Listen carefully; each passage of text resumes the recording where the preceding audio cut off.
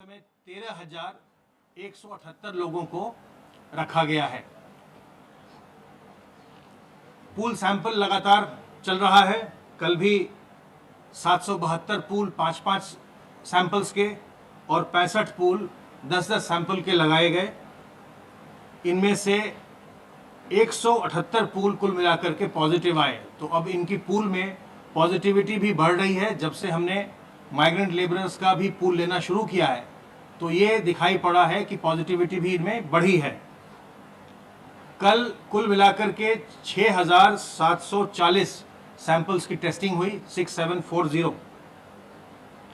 और जो आज महत्वपूर्ण बात बतानी है वो ये कि जो हमारे पास जो त्रिस्तरीय चिकित्सा व्यवस्था है L1, L2, L3 की, जिसमें हम विभिन्न रोगियों जो कोरोना वायरस से संक्रमित होंगे उनकी चिकित्सा के लिए हम बेडों की व्यवस्था कर रहे हैं। जो हमारी व्यवस्था पहले लगभग 55,000 बेडों की थी, बेड्स की थी, वो अब बढ़कर के 78,000 से ज़्यादा हो गई है। 78,500 के करीब हमारे बेड कैपेसिटी हो गई है। जो L1 कोविड केयर सेंटर है उसमें सभी जिलों में भवनों का चिन्हांकन करके और उसके बेड्स की लिंकेज को एस्टैब्लिश करके इसकी व्यवस्था की गई है, ताकि हमारे पास यदि बड़ी संख्या में भी मरीज आते हैं तो भी हम उनको सबको हम चिकित्सालय में रख करके कोविड केयर सेंटर में, कोविड हेल्थ सेंटर में, या जो L3 हमारा है L1, L2, L3 उसमें हम रख करके उनकी हम चिकित्सा कर सकेंगे। इसके लिए व्यापक व्यवस्था बनाई गई है। तो इस समय 78,500 के करीब हमारे बेड्स हो गए हैं। आरोग्य सेतु ऐप का हम लगातार उपयोग कर रहे हैं और अब तक हम लोगों ने 26,512 लोगों को अपने कंट्रोल रूम से कांटेक्ट करवाया है, जिसमें लोगों ने बताया उनमें से 74 लोग अभी संक्रमित हैं और हॉस्पिटल में चिकित्सा सुविधा का लाभ उठा रहे हैं। 42 लोग पूर्णतया उपचारित होकर अपने घर जा चुके हैं और इनमें से 401 लोग क्वारंटाइन में हैं।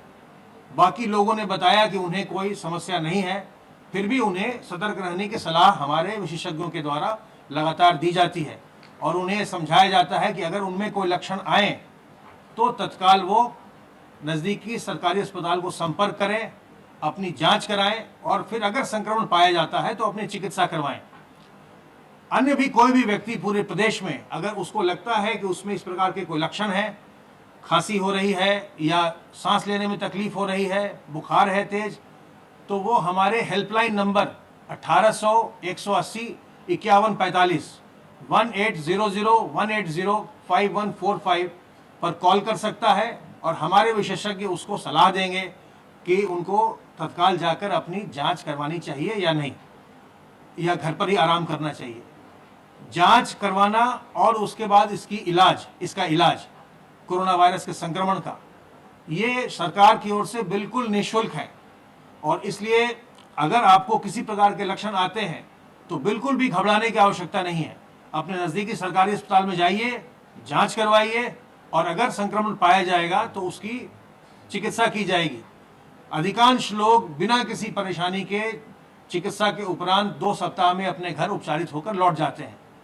ये एक संक्रामक बीमारी है, इससे घबराने की आवश्यकता नहीं है। हमें सतर्क रह के अपना बचाव करना है, क्योंकि अभी तक कोई वैक्सीन नहीं है और न ही कोई इसकी कोई दवा है। इसलिए सावधान रहकर, सतर्क रहकर इससे बचाव करना ही सबसे अच्छा तरीका है। और बचाव करने के लिए अपने हाथ को साबुन और पानी से बार बार धोते रहना, अपने मुंह और नाक को मास्क से ढककर रखना और लोगों से सोशल डिस्टेंसिंग मेंटेन करना, 2 गज की दूरी बरकरार रखना, ये ऐसी चीज़ें हैं जिससे कि हम अपने आप को संक्रमण से बचा सकते हैं। और अगर हम मास्क लगाते हैं तो हम दूसरों को भी संक्रमण से बचाते हैं। मास्क न लगाना एक दंडनीय अपराध भी है, जुर्माना हो सकता है, पहले 2 बार 100 रुपया और उसके बाद 500 रुपया। इसलिए कहीं भी आप सार्वजनिक स्थल पर जाएं तो मास्क जरूर लगाएं। जो हम माइग्रेंट्स का सर्वेलेंस कर रहे हैं लगातार, उसमें आशा वर्कर्स ने अभी तक 5,42,543 माइग्रेंट वर्कर्स से उनके घर पर संपर्क किया है और अभी तक माइग्रेंट वर्कर्स का हम 46,142 लोगों के सैंपल इकट्ठा करवा चुके हैं माइग्रेंट वर्कर्स के। उसमें से हमारे 1,230 माइग्रेंट वर्कर पॉजिटिव भी निकल के आए हैं। 85,471 टीम दिवस में जो हमारी टीमें हॉटस्पॉट के एरिया में और जो हॉटस्पॉट से इतर एरिया है उसमें जो लगातार सर्वेक्षण करती हैं, उसमें हम 85,471 टीम दिवस के माध्यम से 68,72,936 घरों का सर्वेक्षण करवा चुके हैं और इसमें 3,43,80,366 लोगों का सर्वेक्षण हुआ है, जिसके आधार पर यदि किसी में लक्षण पाए गए हैं तो उनके सैंपल लिया गया है, अन्यथा उनको सलाह दी गई है। सबसे महत्वपूर्ण बात मुझे ये कहनी है कि जो प्रवासी कामगार हमारे लौट रहे हैं उनको, चूंकि उनमें पॉजिटिविटी ज़्यादा पाई जा रही है, इसलिए उनसे मेरा अनुरोध है, और जो ग्राम निगरानी समिति के लोग हैं, सदस्य हैं, और मोहल्ला निगरानी समिति के सदस्य हैं, उनसे मेरा अनुरोध है कि इस बात को सुनिश्चित करें कि जो प्रवासी कामगार हैं वो अपने घरों में ही होम क्वारंटाइन में रहें।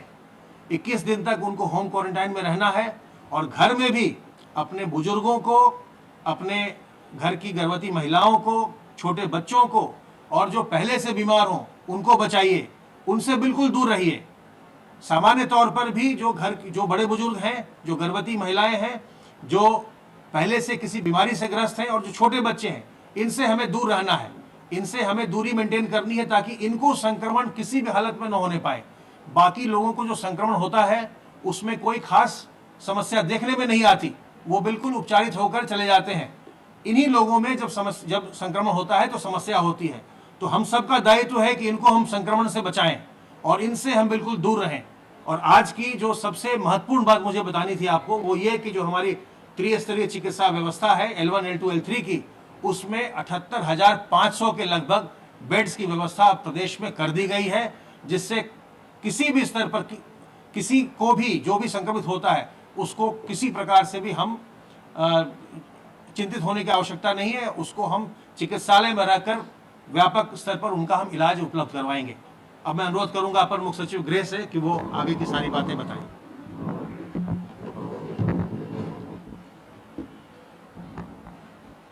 आज माननीय मुख्यमंत्री जी ने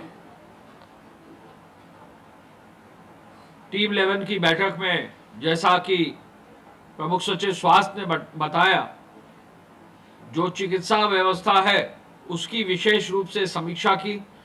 आज उन्होंने दोनों माननीय मंत्रीगण, चिकित्सा मंत्री जी, चिकित्सा शिक्षा मंत्री जी, दोनों प्रमुख सचिव चिकित्सा स्वास्थ्य एवं प्रमुख सचिव चिकित्सा शिक्षा और डीजी मेडिकल हेल्थ और डीजी हेल्थ, सभी लोगों के साथ बैठक की शुरुआत करते हुए उन्होंने इस बात का संतोष व्यक्त किया, जैसा कि अभी अमित ने बताया, कि लगभग 78,500 बेड पूरे प्रदेश में L1, L2, L3 के अब तैयार कर लिए गए हैं और ये 78,000 बेड्स हर जनपद में अब हो गए हैं।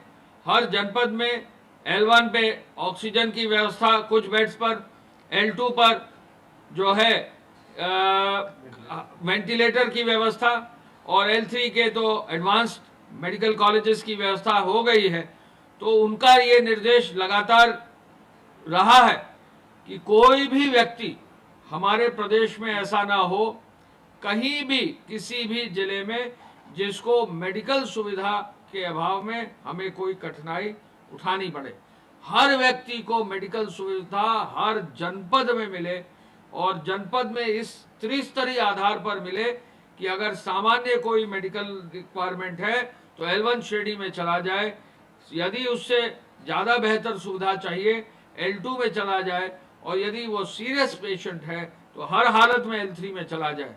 आज की तारीख में इन 78,000 बेड्स में काफ़ी बेड्स ऐसे हैं जो स्पेयर में हैं और मुख्यमंत्री जी ने कहा है कि इस स्पेयर को और बढ़ाइए और इस 78,500 को बढ़ाकर पूरा 1 लाख कर दीजिए, जिससे कि हमें कहीं भी किसी भी जनपद में कोई कठिनाई किसी भी पेशेंट के, किसी भी उत्तर प्रदेश के निवासी को न रहे।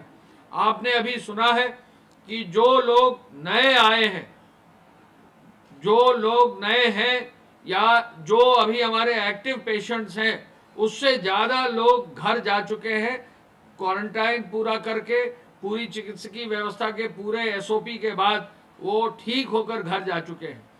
3000 से अधिक लोग जो है घर पूरी व्यवस्था से जा चुके हैं।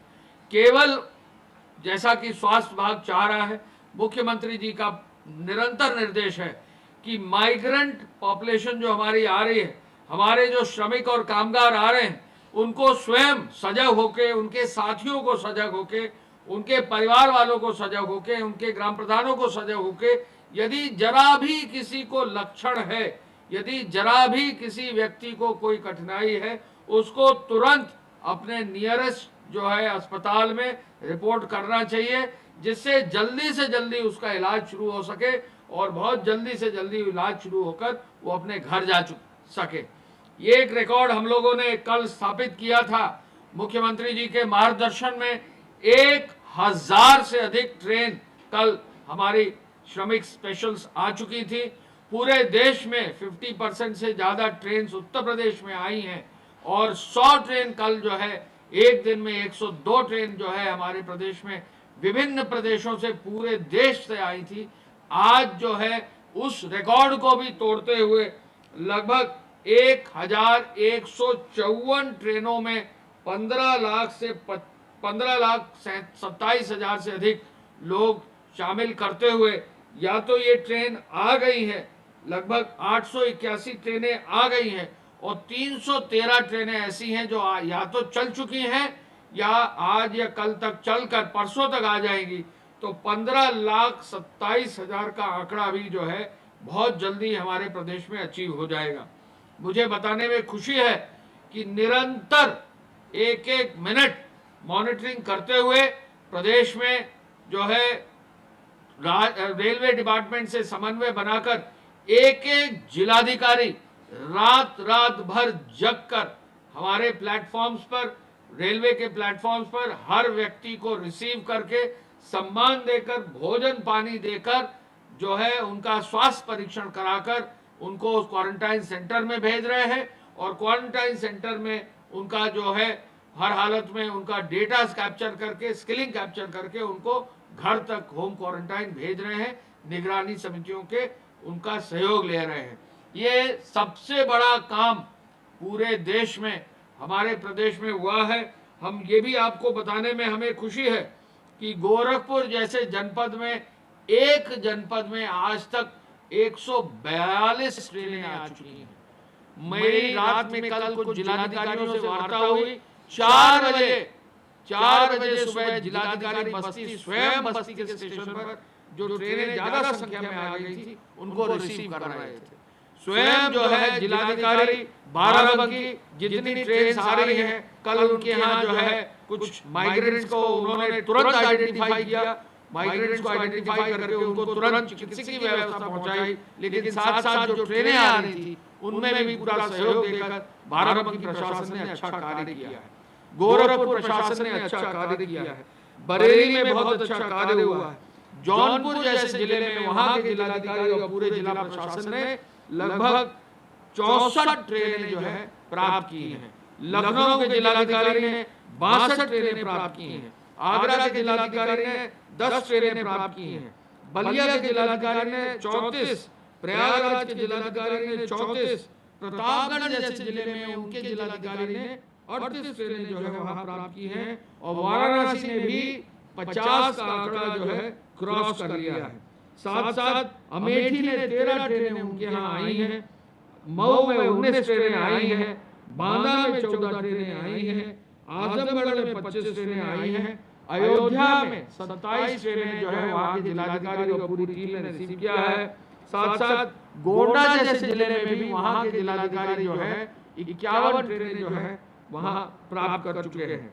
साथ साथ हम ये भी आपको बताना चाहेंगे, उन्नाव जैसे जिले में 23, बस्ती में 41 ट्रेन आई हैं, इसके अलावा 34 ट्रेनें देवरिया में आई हैं। कुल मिला के 841 ट्रेनें लगभग 2 बजे तक हमारे प्रदेश में आ चुकी हैं और लगभग 313 ट्रेनों के लिए व्यवस्था हो गई, या तो आज आ रही हैं या फिर कल या परसों तक आ जाएंगी। 15,27,000 केवल ट्रेन के माध्यम से, श्रमिक स्पेशल के माध्यम से हमारे प्रदेश में आए हैं।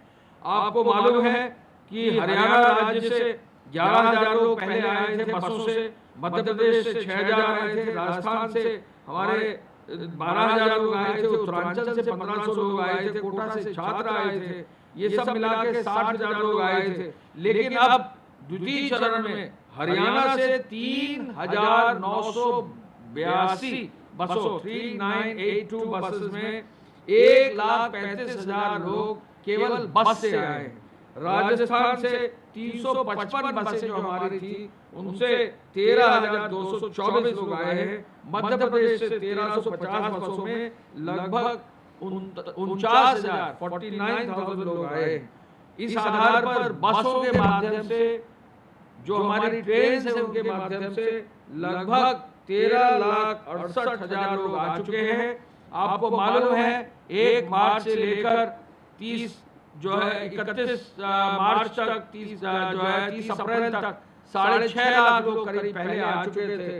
तो अब ये जो आंकड़ा हमारा है बाहर से लोगों का आने का, ये लगभग 20 लाख से ज्यादा क्रॉस कर चुका है। और फिर भी हमारी पूरी सतर्कता है, पूरे प्रदेश में सभी अधिकारी मुख्यमंत्री जी के मार्गदर्शन में कार्य कर रहे हैं। आपको मालूम है कि बॉर्डर से भी जो है बहुत सारे लोग जो है डेली आ रहे हैं।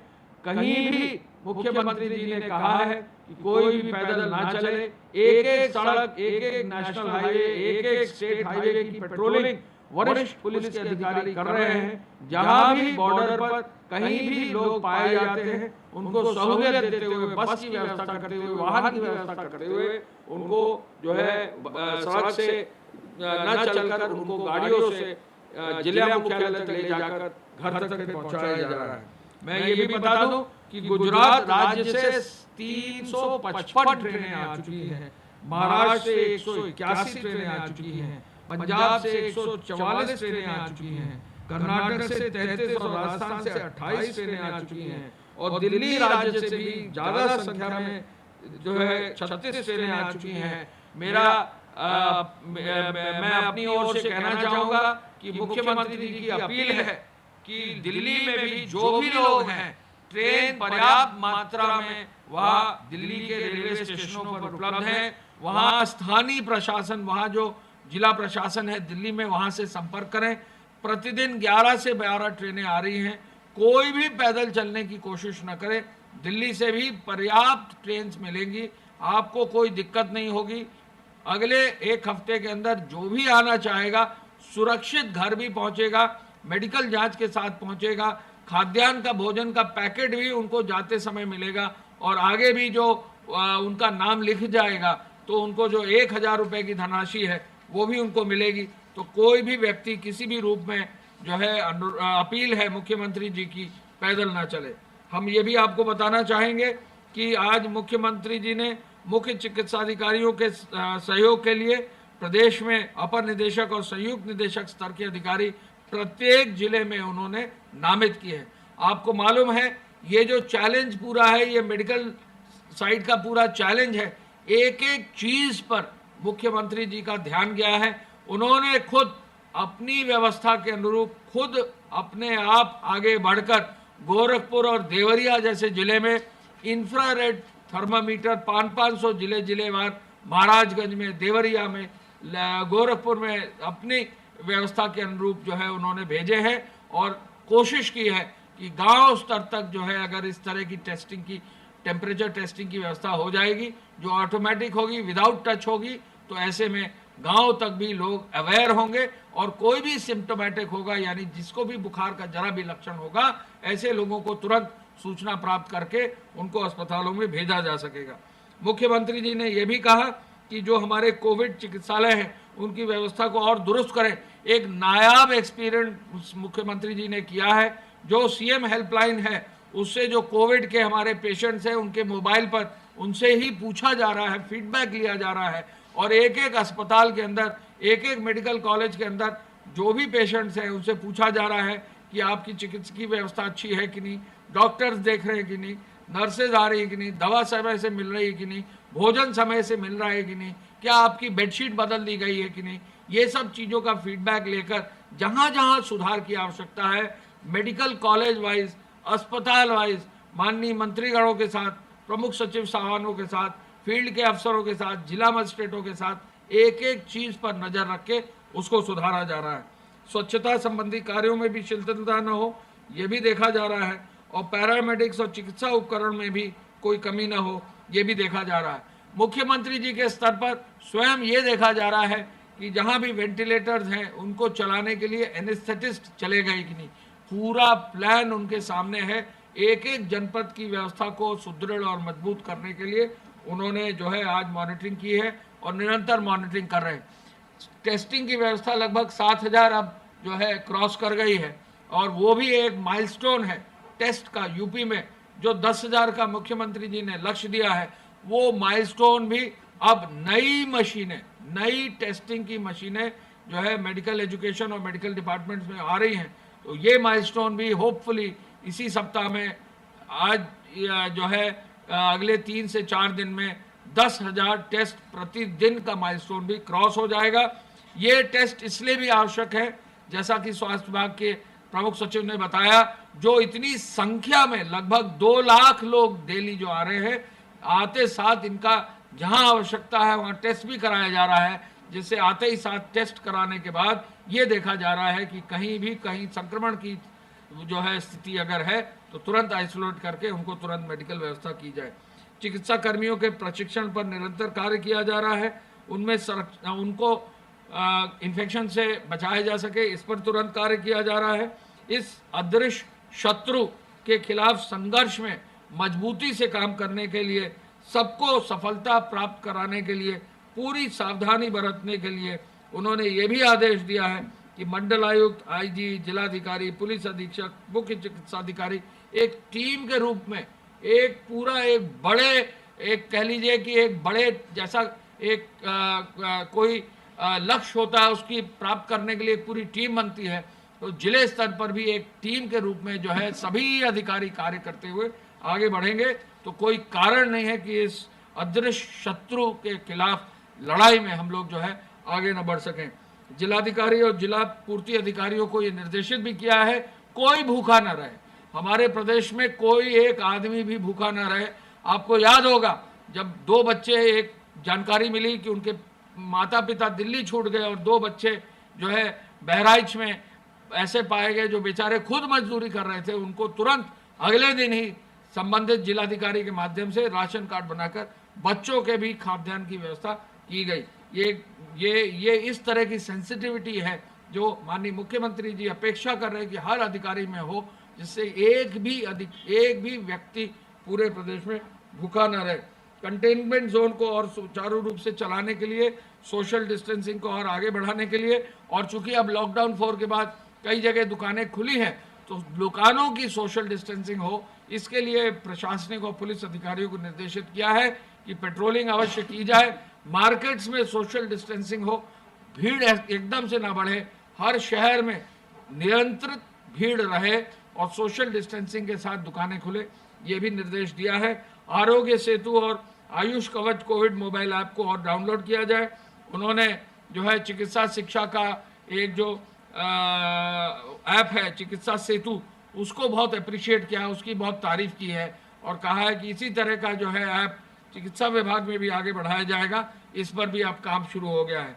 माननीय आदरणीय प्रधानमंत्री जी का जो पैकेज है 20 लाख करोड़ का, उसमें उत्तर प्रदेश को अधिक से अधिक लाभ मिल सके, उत्तर प्रदेश के हर व्यक्ति को अधिक से अधिक लाभ मिल सके, इस और योजनाओं पर डिटेल आज किया गया है। मैं अपने गृह विभाग की ओर से बताना चाहूँगा कि अब तक FIR 188 की अंतर्गत 53,541 दर्ज हो गई हैं और 1,49,000 लोगों के खिलाफ नामजदगी के बाद कार्रवाई की गई है।